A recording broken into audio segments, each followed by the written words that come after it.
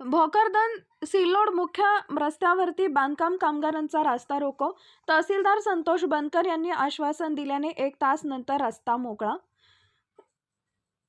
कामगार लाभार्थ्यांना भोकरदन सिल्लोड मुख्य रस्त्यावर आज शुक्रवार दिनांक 27 रोजी रास्ता रोको आंदोलन करण्यात आले.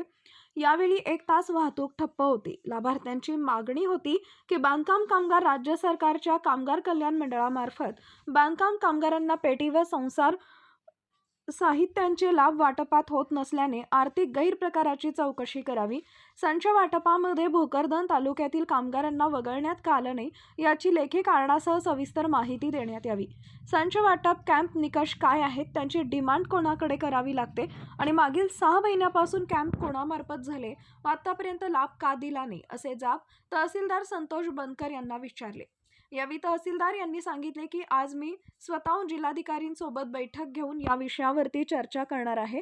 यावेळी काँग्रेस जिल्हा अध्यक्ष राजाभाऊ देशमुख यांनी यावर तोडगा काढण्यात येईल असं आश्वासन दिल्याने रस्ता मोकळा करण्यात आला. यावेळी पोलीस निरीक्षक किरण बिडवे, सागर शिंदे, पवन राजपूत, सोमीनाथ मांडलिक पोलिसांची मोठी उपस्थिती होती.